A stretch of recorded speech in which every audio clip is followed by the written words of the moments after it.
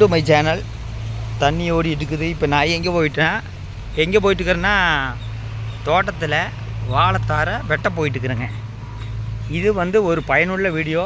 அவங்கள பற்றி பேசினா கோவம் தான் வருதுங்க. அவங்க பேட்ஸ் பேசி வீடியோ போட்டு நல்ல பிரபலமாகலான்னு பார்க்குறாரு.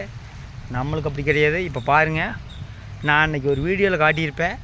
வாழைத்தாறு நல்லா வந்துட்டுருக்குதுண்ணே. நேற்று அடித்த மழையில் முறிஞ்சு விழுந்துருக்குது, பார்த்துக்குங்க.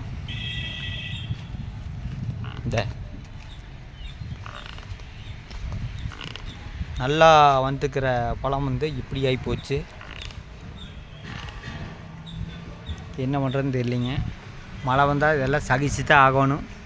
விவசாயிகளுக்கு இந்த மாதிரி நடக்கிறது இயல்பு தான்.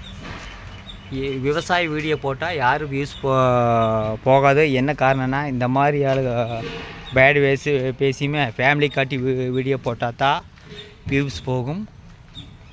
இந்த மாதிரி வீடியோக்கு வியூஸ் போகாது. பாருங்கள், அந்த வாழைத்தாறு அங்கே இருக்குது. இந்த தாறு பாருங்கள் உளிஞ்சு விழுந்துருக்குது. இங்கேருந்து நேற்று அடித்த மழையில் அப்படி பெஞ்சிருக்குது, பார்த்துக்குங்க. ஃபுல்லாக வாழை தான்.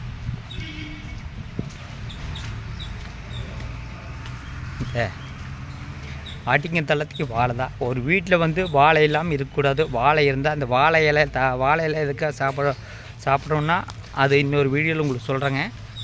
வாழை வருங்க ஃபுல்லாக. தென்னை மரமெல்லாம் அப்படியே கிளைமேட் சூப்பராக இருக்குது. மொத்தத்தில் நல்லா இருக்குது. இந்த மாதிரி வீடியோ பார்க்க மாட்டாங்க. அவரை மாதிரி சமையல் வீடியோவுமே, அப்புறம் மக்கள் தலைவர் மாதிரி மிரட்டல் வீடியோ தான் பார்ப்பாங்க. இந்த மாதிரி அக்ரி சம்மந்தமாக வீடியோ யாரும் பார்க்குறதில்ல. அதை பற்றி கவலை இல்லைங்க.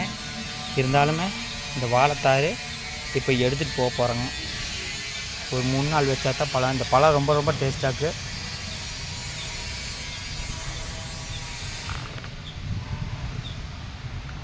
பாருங்க,